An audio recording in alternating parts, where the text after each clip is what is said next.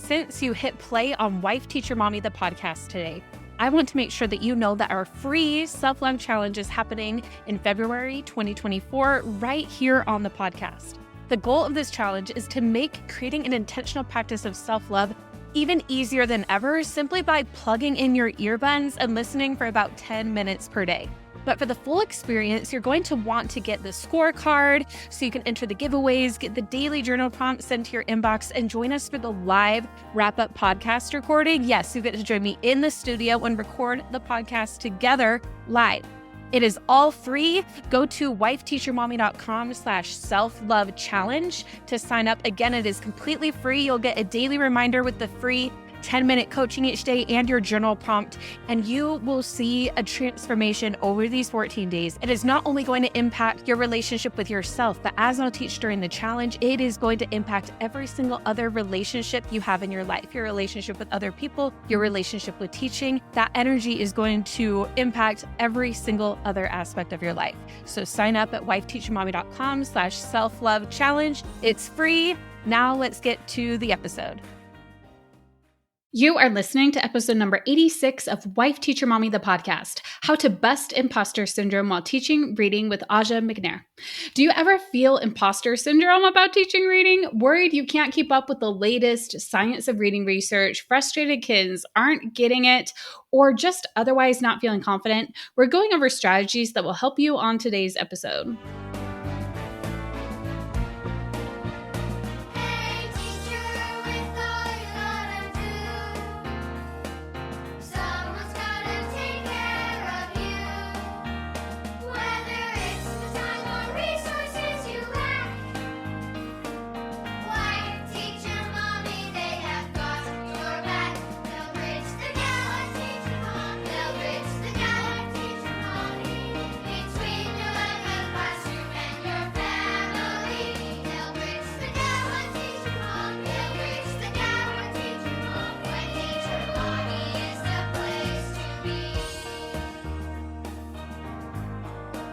Welcome to Wife Teacher Mommy, the podcast. I'm Kelsey Sorensen, a former elementary teacher and current homeschool mom. And even though I've been a resource creator since 2014, I've realized that printables alone aren't all you need in order to thrive as a teacher or homeschool parent.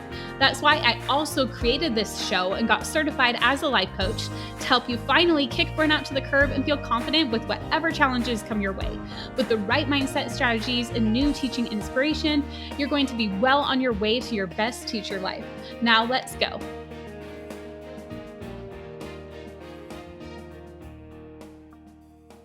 I'm so thankful for you for being here today as a podcast listener. And I've said this before, but I want to say it again because I love that I'm able to keep doing this because amazing people like you are listening to me. It just wows me every day. And I appreciate you listening and your feedback and connecting with you. And I wanted to read a review that one of our amazing listeners left recently that just totally made my day. And this was Amanda Scott from Georgia. And she called her review "First Time Ever Leaving a Podcast Review," which, wow, I just love that you were willing to leave this review for the first time. Thank you so much, Amanda. She said, "Been absolutely loving this podcast. I totally connect as a wife, teacher, and mom of four who has both homeschooled and taught in the elementary classroom for 13 years. So glad I found this gem, and I hope others check out the rich content and tips for themselves. Kelsey and her podcast guests have encouraged, taught, and supported me along this journey of education. We all know it can be a wild and bumpy ride as an educator, but listening in here, I know I'm not alone. It has been refreshing connecting with a new friend and listening to a wide variety of topics. I'm impressed with the depth of knowledge and usefulness of the content discussed to keep me fueled up for the journey. I love it here. Keep the greatness coming." Thank you so much, Amanda. And if you're listening and you agree with her and you haven't left a review yet, I would love if you took just a moment to leave a review on Apple Podcasts. It means the world to podcasters. It helps other listeners know if it's a show for them. And if you email a screenshot of your review to our email, hello at wifeteachermommy.com. We'll even send you something to make that couple minutes that you took to leave a review well more than worth your time. Okay, so for today, I had an awesome conversation with Aja McNair recently on her YouTube channel called Everything Aja. And we talked all about building confidence in reading, imposter syndrome while teaching reading. And I just thought it was such an incredible conversation that as soon as we finished talking, I was like, can I air this on my show too? Because I really think that my listeners would want to hear this as well. So I'm really excited to share this with you today. Now, if you want to watch the video version, I will link to the YouTube video on her channel so you can watch us talk, which is fun to be able to see our facial expressions, etc. One day I would love to do a YouTube channel as well, but all things in their own time, right? So today, this is an awesome conversation about building confidence in ourselves as reading teachers. So often we talk about helping our kids to be confident readers, and we talk about that too, but today we're talking about how you can become more confident at teaching reading. And before we dive in, I just want to tell you a little bit about Aja. She's one of our amazing Educate and Rejuvenate presenters. Her session is called The Real Secret to Teaching Reading Without Ever Being Overwhelmed. I mean, I think a lot of us need that, right? So be sure if you are attending Educate and Rejuvenate, make sure that you check out her session.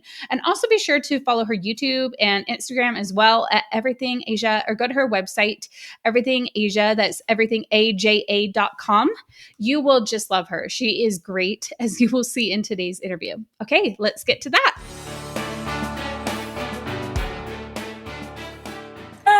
Hey, fun people. Welcome to our Chat It Up Live. We always do Chat It Up Saturday, but we have a very special guest today. So I'm so excited to welcome you to our Chat It Up Live.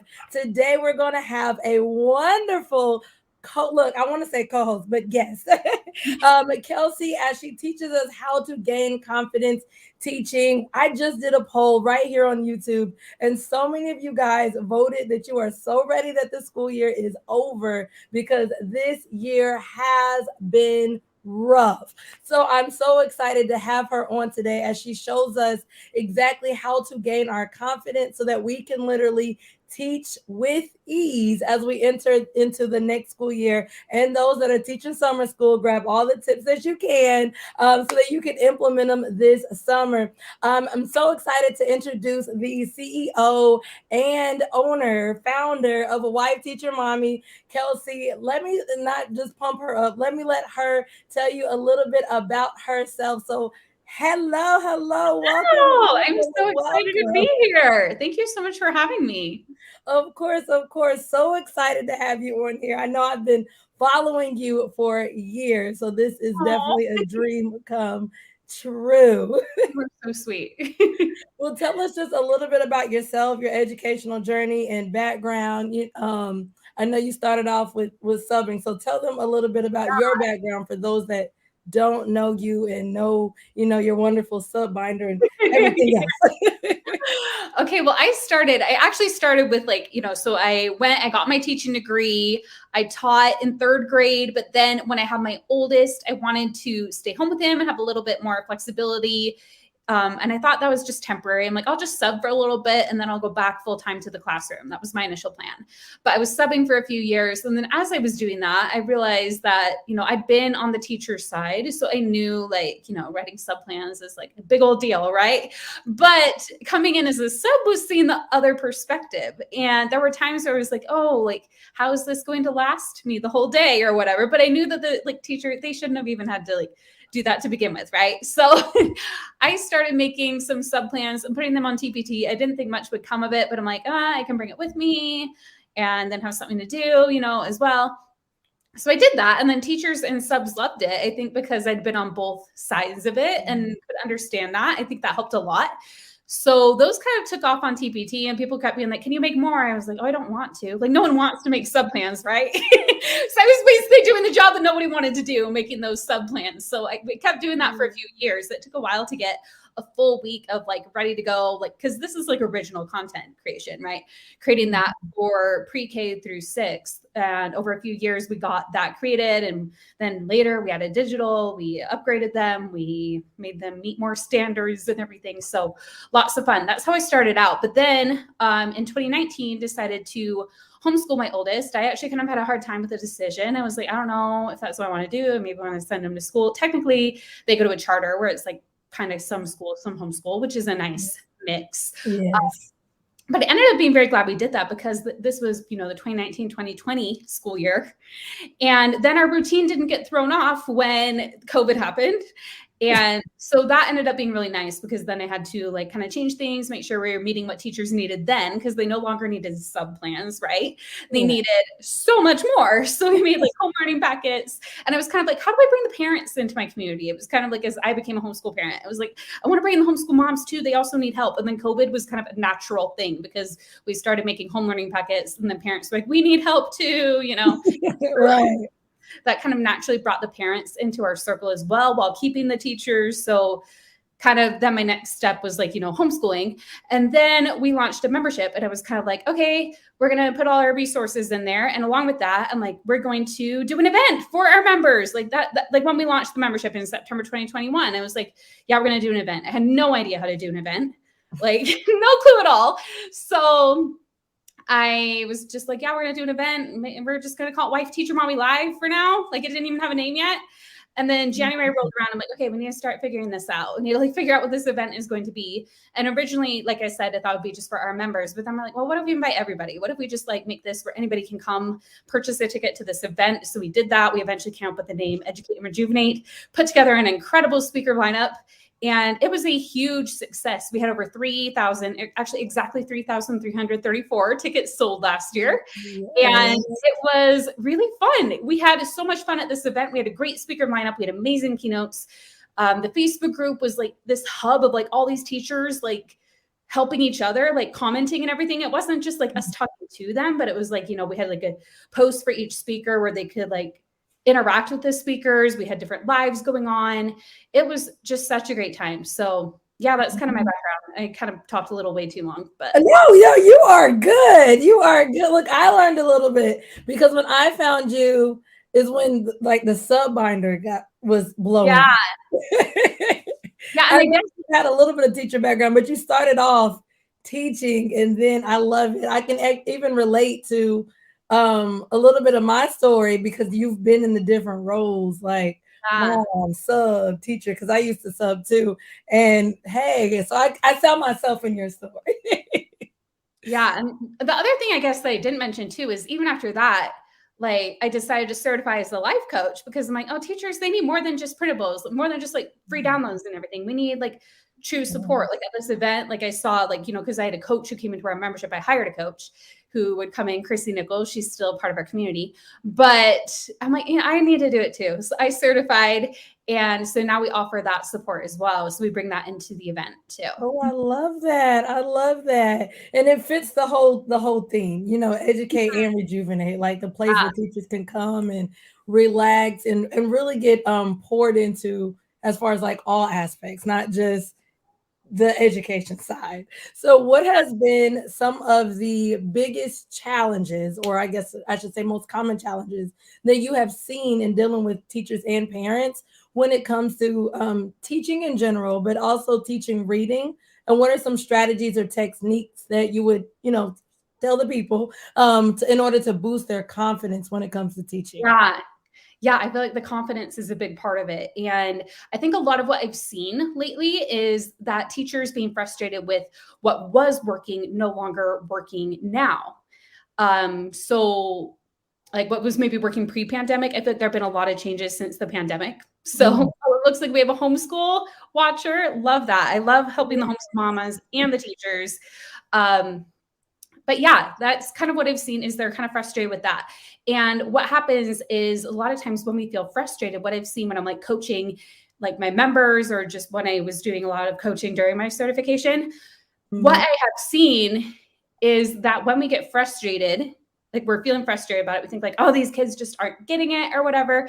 We're not getting into that place of curiosity where we're like, oh, what is actually going on? Why aren't they getting it? We're just frustrated that they aren't getting it. We might be trying the same thing or coming at it from like this angle of just like, oh, like what's going on, you know? And I think what I've been able to kind of help our members in my role, like as a coach, is like, okay, let's get curious about this. Let's find out what is really going on. Let's also be willing to open ourselves up to new information. Like there's been a lot of great new strategies that have come out. Like there's the science of reading that we've all been diving into, right? Like you talk about. And a lot of teachers are just so like, well, I've always done it this way. This is what I need to do. It's too hard to try to do things a new way. But sometimes it's like, what if this new way actually helps you? You know, it's kind of your mindset first. Before you can shift the methods, you need to shift and be willing to learn and grow as a teacher and an educator as well. So, I mean, that was kind of roundabout, like a lot of stuff, but yeah. You're good. Yes. I love because you hit a few main points.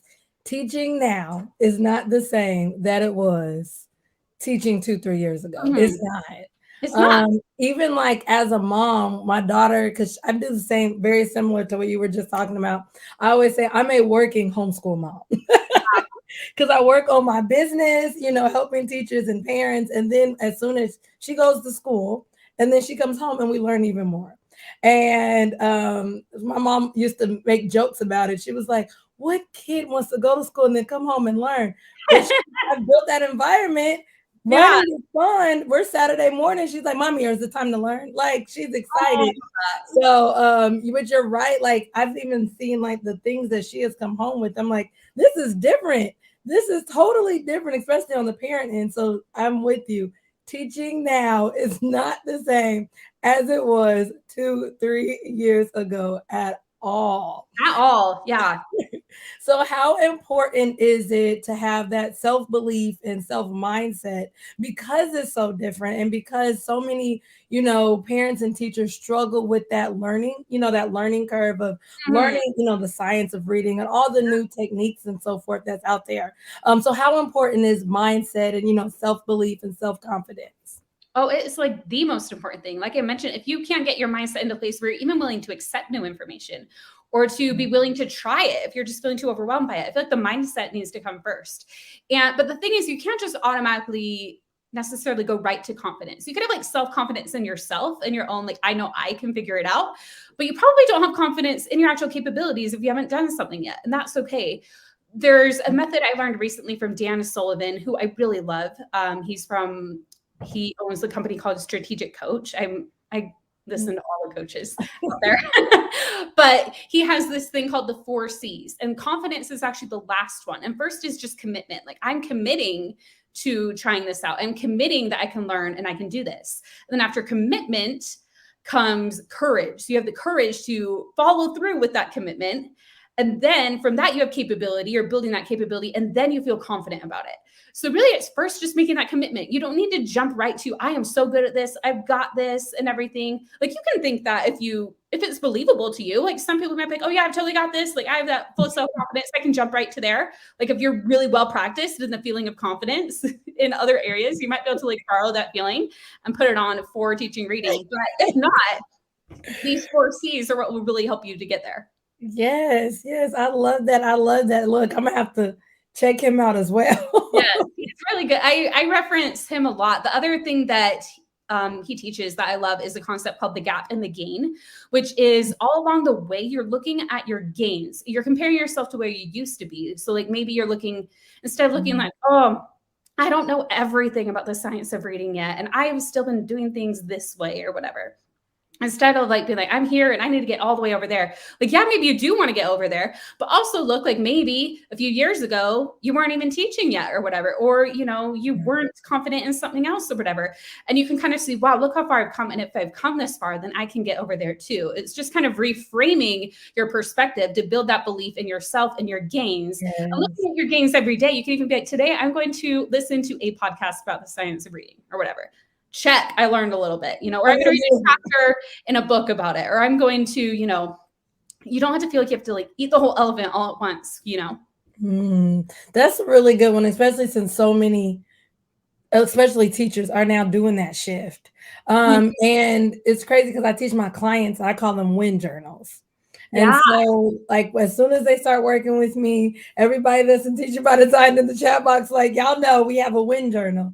Yeah, And then I teach them to just keep writing those wins, because there's going to be those days where you want to quit. There's going to be those days where you're like, oh, no, they're not getting it. You just go to your win journal and you're like, oh, okay. And you start to see, see those moments. But I like how you said, even almost like having a win journal for yourself. Like, okay, I learned a little bit about today. And that way it's not just so focused on, the child or the children, but, you have that internal growth and that self-growth, because I know, like, a lot of people deal with the confidence. I see down below in the chat box. She said she struggles with confidence, and not sure if she even wants to homeschool, just taking it one day at a time. And that's the way to do it, one day at a time. And it just starts with, like I said, that commitment. Like, maybe you're not feeling that confidence yet, but you're committing, if you're committing to it. And like you said, I'm not sure I want to homeschool. And, that's totally up to you. There's nothing wrong with either option, whatever you decide to do. But once you do that, you think, I'm just going to start with commitment. I'm going to commit to this. I don't necessarily feel confident in it yet. I'm going to commit. And then you can have the courage and capability and then confidence. Yes. And I just also want to piggyback. She also said she's not sure exactly how to teach your daughter how to read. I think taking what Kelsey is saying, that one day at a time, just continuously learning little bit by little bit, because you're right. If you look at the entire picture, it can seem like it's too big to do. And that often, leads into like imposter syndrome and feeling like you're not equipped. But in actuality, you are fully equipped to doing it. And the fact, what I like to tell homeschool parents too, because I mean, like I said, I had a hard time deciding on that too. And I'm a licensed teacher.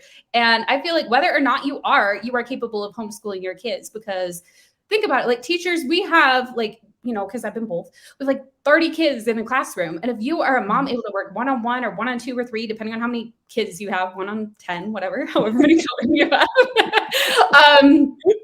like you just have more of that one-on-one attention, and you get to be with them all day. And homeschool doesn't necessarily need to look like public school. It looks different. You get to tailor it to your child, and there are benefits either way. Like, so just know whatever you decide, your child is going to get an education, and whether it's from you, it'll be amazing. And if it's from their teachers, it'll be amazing. So, and the other thing is, any decision you make doesn't have to be permanent either. You can try homeschooling, and if you're like, this is not for me, you can send them to school. Or if you send them to school and you're like, you know what, I think I want to homeschool them now, you can do that too. So yes. Because like I said, for me, I just created what was best for me now as well. So yes. A little bit of a tangent, but we will also be sharing about Educate and Rejuvenate, which is where there are tons of sessions about how to teach your kids how to read, which we'll get into. I'm so excited about that. I'll be one of those. Yeah, you are. I'm so excited. So how can teachers and parents create that positive, supporting learning environment that will encourage not only them to be confident, but also their children to be confident when it comes to reading? Yeah. So when they're teaching their kids to be confident, one thing I like to do is to help let kids have some like choices in their reading, because they feel like when they have that choice, they kind of feel more empowered to start, which again is that commitment to starting something and trying it out. And what I've found helpful, like with my kids, so I'm homeschooling, and one of my kids is just like, I don't want to read chapter books that doesn't have pictures, like, and it's just like, okay, well, how about we go and we find one together? We're going to look through all the books and we're going to find one that looks good to you, that you're going to love, and just figuring out with the kids, like what's going to work for them. I don't know if that completely answered your question, but I feel like having choices in their reading helps a whole lot. And absolutely. Like, and that, like, to piggyback on that, like that also helps, like, not only like their problem solving skills, you know? Oh, absolutely. And the other thing is, of course, differentiation. So this is kind of talking to like the public school teachers who might be listening, but when you are differentiating your instruction and you didn't need to meet all these kids. It's just kind of nice to keep that in mind. Like, okay, this is where this kid is at. And this is actually for at home too, because like I try to like do things together with like my first and my third grader. So whether you're homeschooling or you're teaching, you might have kids at different levels that you're teaching, and just keeping that in mind and finding texts that are appropriate for those kids is very helpful. Because then if you find something that they're confident in, like, oh, this is at their level, they can read it, that's going to be better than like trying to give them something that maybe isn't right for them at that time. And if they might not feel as much confidence if they're frustrated because they're just thinking like, oh, I can't read this, you know? Hey teachers, if you are always on the hunt for engaging math games, purposeful practice, and ways to motivate your students so they can actually enjoy math, you will definitely want to check out digitalmathgames.com. This site offers a growing library of online ad-free games for kids in grades 3 through 6 that are self-checking, so there's no prep or grading for you. If you are excited about the possibilities, head on over to digitalmathgames.com to get started with a 14-day free trial. That's right, you and your students can test it out for free for 2 weeks. Just go to digitalmathgames.com to get started. I'm Angela Watson, creator of the 40-Hour Teacher Workweek program. We're kicking off the next cohort of 40-Hour this summer, and I want you to join us. Over 55,000 K-12 educators have already used the 40-Hour program to maximize their contractual hours and stop working endlessly on nights and weekends. Visit 40htw.com to learn more, including how to attend our free online summit on July 9th and 10th, where you can learn time-saving tips from other classroom teachers. That's 40htw.com.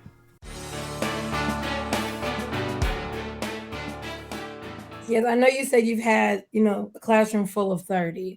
So with all of those children, I love how you said, give them books on, on their level that will help build confidence. You've also said allow them to have choices. Is there anything else that you do to kind of like amp up their individual needs when it comes to like having, because we do have a lot of, like you said, public schools teachers that have 25 to 28 children. Yeah, that is actually, so that's part of the reason why my sister and I, we took on this huge project and we created these reading passages that are like crazy leveled all the way pre-K through 6th grade. So that like people could pull like for their level and have them available for their students. So like all the kids be reading about the same thing, but it's like at their level. So they could still have like group discussions. We even tried to keep the questions as similar as possible, but yet they're reading at their level. So that was one thing that a lot of our like members and customers have found really helpful is like, it doesn't have to be our passages, but just finding things that like are still like you could be together as a class, even when it's differentiated, or at least like the other thing you could do is like divide into groups as well.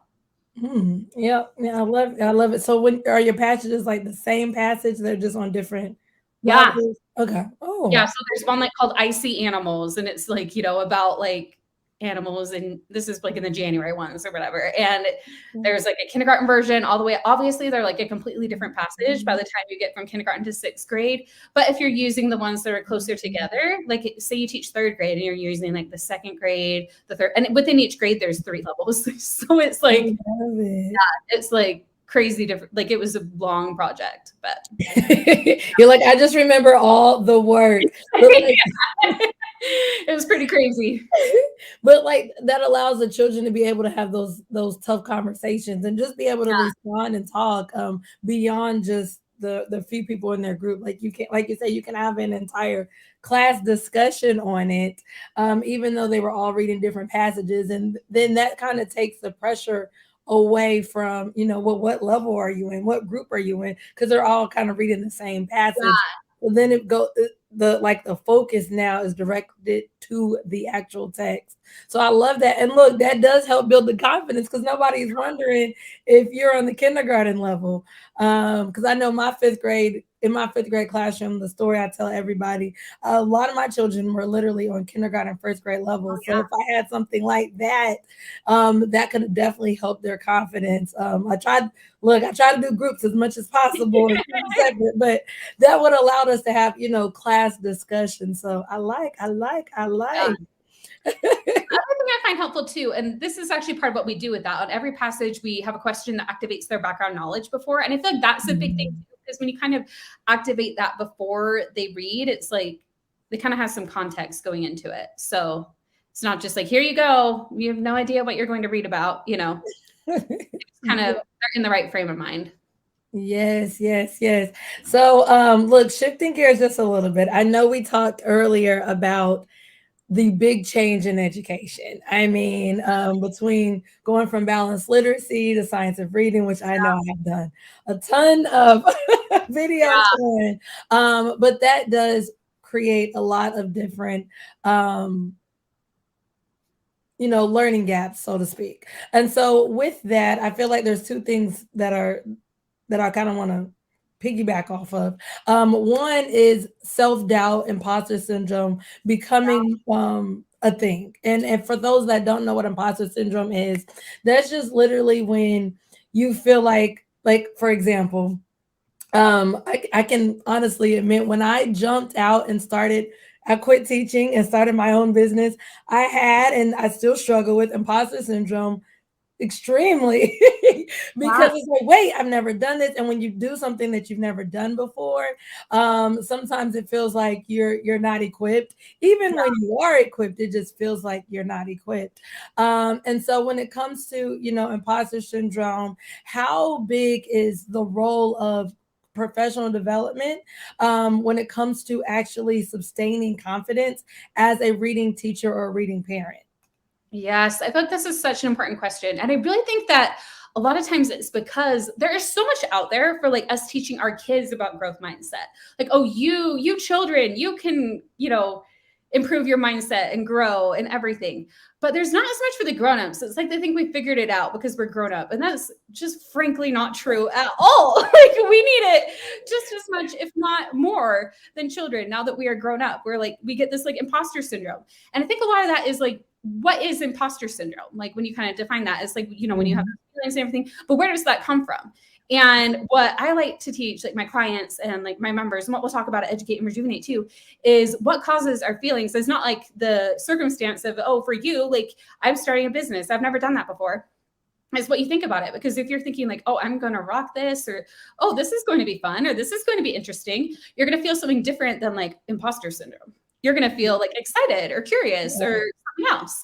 So it's what we think about it is that's what's driving those feelings. And there's nothing wrong with that. Like our brain serves us like how many thoughts a day, like a zillion, right?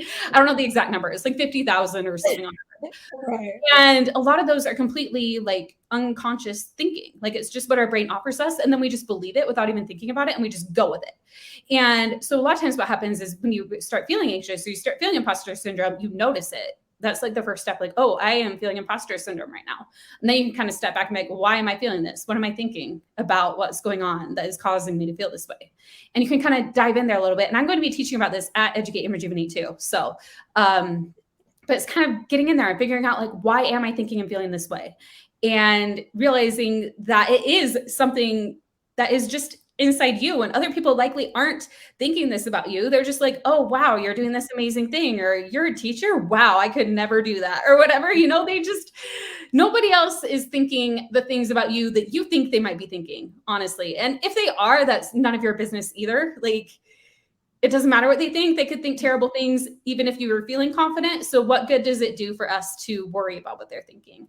What matters most is what we're thinking about us. So I think our own mindset and figuring that out is really important. And I really think there aren't enough resources out there for this. It's like, I actually recently signed a book contract. Actually, I'm really excited about that with Teacher Goals Publishing. And I'm writing a book about mindset for teachers. And as I was looking into this, it's like mindset, and I'm looking into it. And most of them are like, oh, how to teach your kids growth mindset. Not how do you have it. It's all about helping the kids. But I think it really starts with the grown-ups. Like we need to have it. We need to know how to do it so we can model it and then help the kids do it. But it starts with us. I love that, girl. Let us know when you get that. Like, so you said, I'll see the congrats on the book contract down below in the chat box. I'm like, yes, like I've never even, like as one, because I don't know how much you know of my story, but I've been an administrator for over 5 years. And we teach growth mindset to teachers. To students. When I tell you, we have never thought about it on the teacher level, like ever. Nobody does. It's hardly out there. Like there are a couple books, like a few that touch on this, but like growth mindset for kids all over the place. And they do need it. And it's so important, but so do the grown-ups. So Right. grown-ups are helping the kids. Because it's almost like a domino effect. Yeah. Like, if the teacher, you know, or the adult or the mom or, you know, whomever, because I know we have so many different backgrounds on here. As soon as you gain that growth mindset, it will automatically transfer into the child because they'll see, you know, you, and then they'll like literally replicate you. And I love that, girl. I love that. I love Is that facts? We need it. So yes, I love that. It's a perfect way to get over imposter syndrome. And so in that, like, I know at Educate and Rejuvenate, there's going to be plenty of professional development to help, you know, help get over that and really combat that. Can you share any personal experiences or success stories from your own career, either as a teacher or a sub or a mom, that highlight the transformative power of confident teaching when it comes to reading? Yeah. So I had a student when I was teaching third grade who really just had a hard time wanting to read. So the thing that was a big win was when I was like, okay, what can we do? I kind of got curious instead of frustrated, right? That's the big thing I talk about. I'm like, okay, what can I do that will make him feel like, I mean, obviously we can't make them feel anything, but what can we do to encourage him to just feel a little more excited about it? So what I did is I, you know, just got to know him on a bit more personal level. I was like, what are you interested in and everything? And so then we were able to, when we were doing our animals and habitats unit, because I was teaching third grade, which is a thing here in Utah, when you teach third grade, animals and habitats. And I found out he really loved, I can't even remember now what animal it was, but there was one he really loved. And I made sure, I'm like, okay, he's getting assigned that habitat so he can research that animal. And he was thrilled. So every day he would be like, when do we get to do our animal journals? When do we get to read more about? I can't even remember what animal it was at this point. All I remember is it was like he was suddenly excited because we found what he was interested in. And that's why I'm so like figuring out their interests. Like even if you are in a classroom with a bunch of students, like if you have ones who are struggling particularly, like that was a big class, but I was able to identify what that student needed and figure out how to help him. So that was a big light bulb moment. That was awesome for me, for sure. Yes, yes, yes. And I like how you literally took his interest and made a whole assignment from it. Yeah, I mean, it just luckily kind of tied in because animals was part of the curriculum, but I'm like, okay, how can we like work that in, you know? I love it. I love it. I love it. I had a similar child, but his interest, girl, was comedy. Oh, yeah. Comedy. And so the only way I could work it in was if you allowed me, because he didn't know how to read at all. I mean, he had been held back twice, and I'm teaching fifth grade at this point. And so he was like 12, 13, but reading on the kindergarten reading level. Oh, goodness. And loved to, I mean, girl, he stole his teacher's car like the year prior to coming to me. I mean, like had a troublesome background. And then I was like, look, I'm not listening to anything that the other teachers are saying because he would tell me all the stories. Yeah. Of course, I already knew. And then I was like, look, I will be the one to teach you how to read. And in that I started doing like teach and learns, like lunch and learns where nobody was in the classroom. And so that allowed me to at least figure out what he liked. And his was comedy. So the only way I could like piggyback off of that was during dismissal, he would get to tell the class a joke every day. I love that. See, look at you. This is amazing. And so, yeah, so like anytime he had a good day, he would be like, I get my joke, right? Yes, yes. I would love to know what he's doing now because I know he is on somebody's stage. He was really funny, super funny too, super funny. But so I like that, like to make it, you know, I think with any parent and teacher out there, especially when you're dealing with children that are struggling readers, and they often do lack confidence. And when you're dealing with them, you have to almost piggyback on something that they like. You have to really get their buy-in. And the quickest way to do that is finding out something that they like. So in personal connection. Yeah. So like you're like someone who they actually want to work with, you know. Yes, yes, yes, yes. That relationship that almost goes back to classroom community, building that relationship. Yeah. So with building relationships, reading, combating confidence, are there any specific resources or tools that you recommend for teachers and parents in order to enhance their confidence when it comes to teaching reading? I would say educate and rejuvenate. Because one, there are a few reasons. One is obviously, as I mentioned, I love coaching. I love mindset coaching, and you're going to get that at Educate and Rejuvenate because it starts with the mindset, how you're thinking about it, feeling that you are able to do this and, not being stuck in the, oh, what do I do? So the mindset coaching, but also we have the content for you too. So if you're like, what do I do? How do I teach this? How do I teach reading? What do I do here? We have tons of sessions on reading. You have one, for example, the real secret to teaching reading without ever being overwhelmed. That alone, this session is worth the cost of admission. But then we also have, from Ashley Rives, we had 3 mistakes to avoid to rock early literacy. From Sierra Harris, we have maximizing comprehension through reading strategies. From Dee Wills, we have Not Your Mother's Reading, Science of Reading Instruction. Amy Nielsen is presenting on reading. I somehow missed actually getting her title, but she's also presenting about reading. Christina from Sweet for Kindergarten is teaching about simplifying reading with a multisensory approach. And then Shannon and Mary from the Reading Teachers Lounge are presenting about key ingredients for reading success. So it's just you're going to get all these presentations about reading. You're going to get so many strategies that will help you. Once you've made that commitment, you're feeling a bit more capable of doing this and you can grow that confidence. You're going to be coached on your mindset with it as well. And then also, if you teach more than just reading, there's so much more too. We have sessions about science and STEM and more about mindset, not just from me, but from lots of amazing coaches and mindset experts. And we just have such an incredible lineup. And we have both teachers and homeschool parents presenting. So you're going to get a really well-rounded education on how to do this. And there's the community aspect as well. So you'll get to connect with the presenters, you'll get to connect with each other. And did I even mention that Joe Dombrowski and Christina Kuzmich are our keynote speakers? Either them, you pay more than the admission to come. So it's going to be such a great time. And we really hope to see you there. And you've got a special link that they should use if they're watching this video. Yes. So you can grab your ticket. It is coming up on June 27th and 28th. The link is down below in the chat box, also in the description. For those watching the replay, it is right there under the description. You can grab your ticket. And let me tell you about when you release these keynote speakers, girl, when I tell you, because I have been following her. I think right before she had 1 million subs on YouTube. This was years ago. I've been following her for ages. I interviewed her for my podcast and I'm like, is this happening?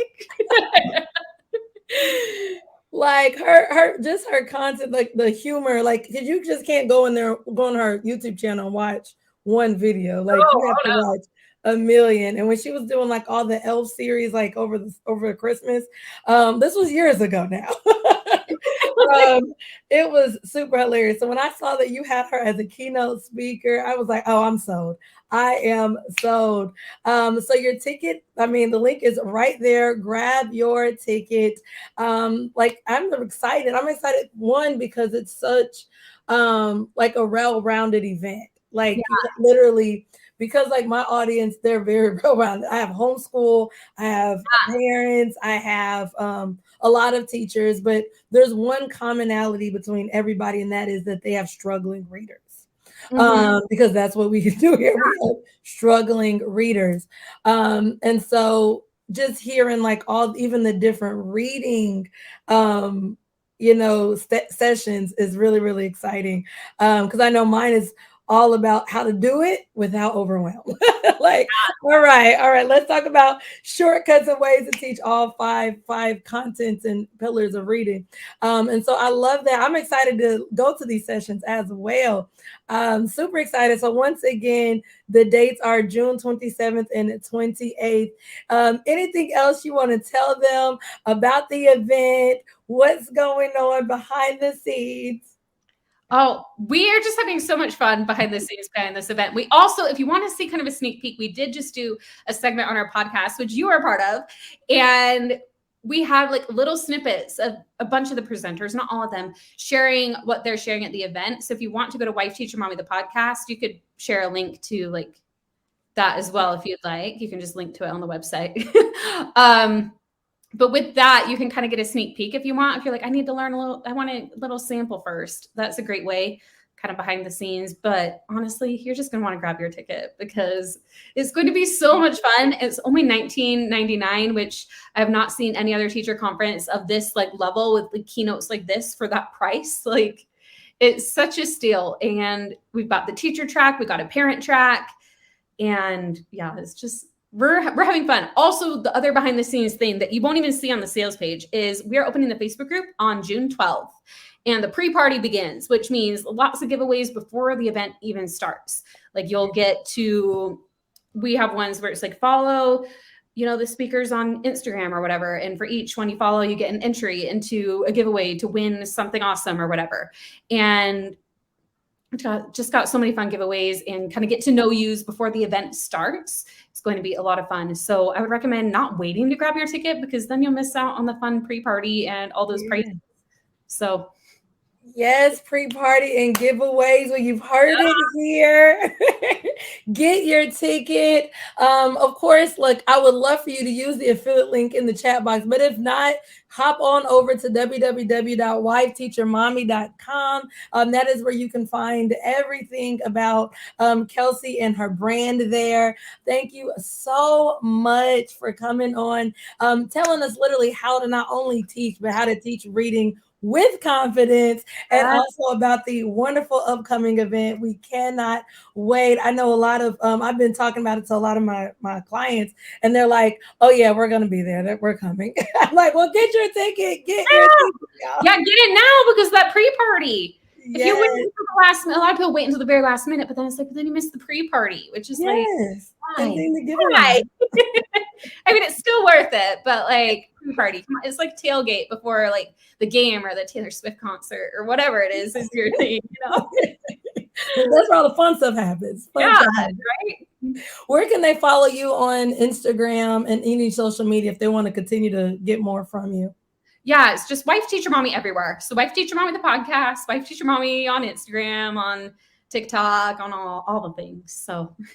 All right. Well, thanks again. So glad to have you. Thank you so much.